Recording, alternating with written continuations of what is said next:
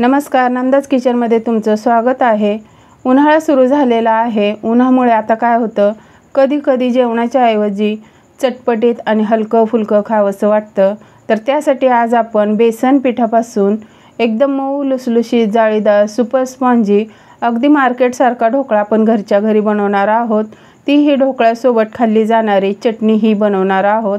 तर चला जराही वेळ न घालवता आपण आजच्या रेसिपीला सुरुवात करूया। ढोकळा बनवण्यासाठी 2 वाटी बेसन घेतलेला आहे। ढोकळ्यासाठी बेसन मात्र एकदम फाईन असायला हवं, तरच ढोकळा एकदम सुपर स्पॉन्जी बनतो।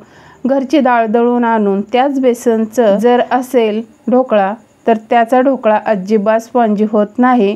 त्यामुळे विकत्रीचंच पॅकेटमधलं बेसन असायला हवं, त्याचा ढोकळा मात्र एकदम सुपर स्पॉन्जी अगदी मार्केटसारखा बनतो। 2 ते 3 हिरवी मिरची, 1 चमचा मीठ, 2 चमचे साखर, पाव चमचा हळद मात्र जास्त टाकायची नाही, त्यामुळे ढोकळा लालही होऊ शकतो। पाव चमचा सायट्रिक ॲसिड नसेल तर त्याऐवजी 2 चमचे लिंबूचा रस टाकायचा। आता यामध्ये आपण ज्या वाटीने बेसन घेतलंय त्याच वाटीने 1 वाटी पाणी पहिल्यांदा टाकायचंय आणि हे मिक्सरला फिरवून घ्यायचंय। तरी ते बघू शकता मिक्सरला फिरवून झालेलं आहे। आता यामध्ये अर्धी वाटी पाणी टाकून हे मिक्सरला आणखीन एकदा फिरवून घ्यायचंय। तर पहा अशी मस्त फाईन वाटून घ्यायचं। हे एकदम परफेक्ट प्रमाण झालेलं आहे ढोकळा बनवण्यासाठी। 2 वाटी बेसनसाठी 1.5 वाटी पाण्याचं प्रमाण अगदी योग्य आहे।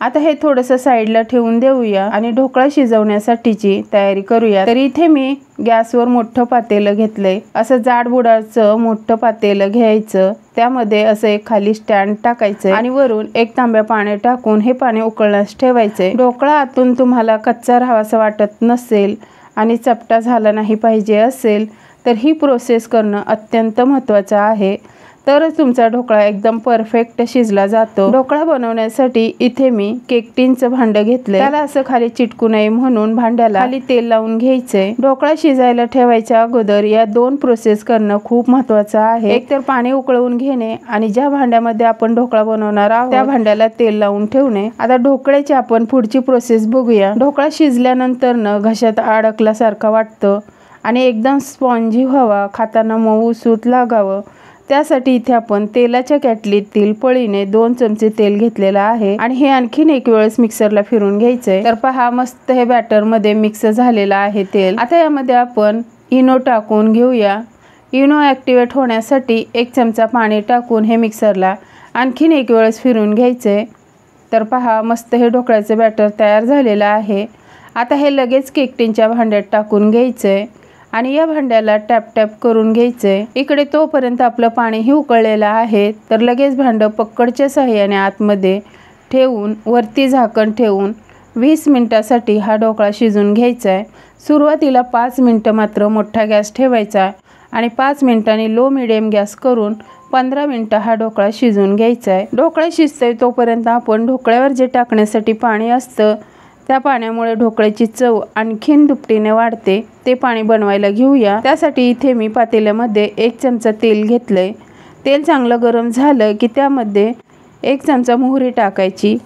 मोहरी छान तडतडली की त्यामध्ये हिरवी मिरची 1चे 2 भाग करून टाकायचे। थोडासा कढीपत्ता, हिंग असेल तर आवर्जून टाका, माझ्याकडे नव्हतं म्हणून मी ढोकळ्याच्या बॅटरमध्ये सुद्धा टाकलेलं नाही।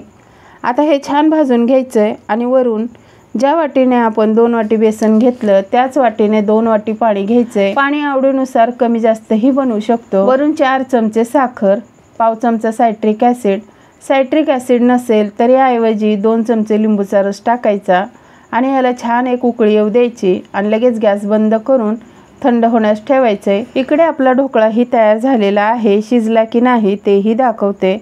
तर बघू शकता मस्त शिजलेला आहे आणि चाकूलाही बघू शकता अजिबात चिटकलेलं नाही। आता हा ढोकळा बाहेर काढून थंड होण्यास ठेवूया। तर इथे आपला ढोकळा थंड झालेला आहे, याच्या कडा आपोआप निघलेल्या आहे। ताटात काढून घेऊया। तर पहा अगदी सहज हा ढोकळा निघलेला आहे, अजिबात भांड्याला चिटकलेलं नाही। बघू शकता एकदम जाळीदार असा हा ढोकळा तयार झालेला आहे। ढोकळा एकदम परफेक्ट शिजलाय आणि एकदम जाळीदार झालाय। हे जर ओळखायचं असेल तर पहा, ज्या वेळेस आपण ढोकळा असा चाकूने कापतो त्यावेळेस पहा एकदम स्पॉन्जी असा हा कापताना ढोकळा होतो। तर इथे बघू शकता ढोकळा जाळीदार झालेला आहे, किती मस्त जाळी पडलेली आहे। बघू शकता हवे त्या साईजमध्ये कट करून घ्यायचं आहे। तर कापून झाल्यावरही बघू शकता ढोकळा काय आपला मस्त झालेला आहे। जर तुम्ही अशा मेजरमेंटनुसार ढोकळा बनवाल तर अगदी मार्केटसारखा ढोकळा घरच्या घरी बनवून तयार होईल। ढोकळा पाणी शोषून घेतोय तोपर्यंत आपण ढोकळ्यासोबत खाल्ली जाणारी चटणीही बनवूयात। अगदी 1 मिनिटात बनवून तयार होते। त्यासाठी थोडीशी कोथिंबीर, थोडासा पुदिना, 2 ते 3 हिरवी मिरची, पाव चमचा जिरे, पाव चमचा काळं मीठ, 2 चमचे साखर आणि ढोकळ्याच्या कडेचे जे साईडचे तुकडे असतात ते टाकून घ्यायचे। चटणी मस्त आंबट गोड तिखट लागावी यासाठी मी अर्धा लिंबू पिळून घेतलाय। चटणी मस्त थंडगार लागावी त्यासाठी इथे मी 4 आईस क्यूब टाकलेत आणि थोडंसं पाणी वरून टाकून हे मिक्सरला छान फाईन चटणी बनवून घ्यायची। तर पहा मस्त अशी मार्केटमध्ये ढोकळ्यासोबत जी आपल्याला चटणी मिळते अगदी तशीच चवीची चटणी आपण ही घरच्या घरी बनवू शकतो। मस्त चटणी आपली बनवून तयार झालेली आहे। आता सर्व करूयात। ढोकळ्यावर थोडीशी कोथिंबीर टाकायची आणि सर्व करायचं। तर पहा एकदम इझिली अजिबात न चुकता न बिघडता तुम्ही ही घरच्या घरी अगदी मार्केटसारखा मऊ लुसलुशीत जाळीदार सुपर स्पॉन्जी ढोकळा त्यासोबत चटणी घरच्या घरीही बनवून अगदी मनसोक्तपणे खाऊ शकता। तर आजची ही बेसनाच्या ढोकळ्याची आणि चटणीची रेसिपी कशी वाटली कमेंट करून नक्की सांगा आणि माझ्या अशा साध्या सोप्या पद्धतीने एक वेळेस नक्की करून पहा। जर माझे व्हिडिओ तुम्हाला असेच आवडत असतील तर लाईक करा, शेअर करा, कमेंट करा।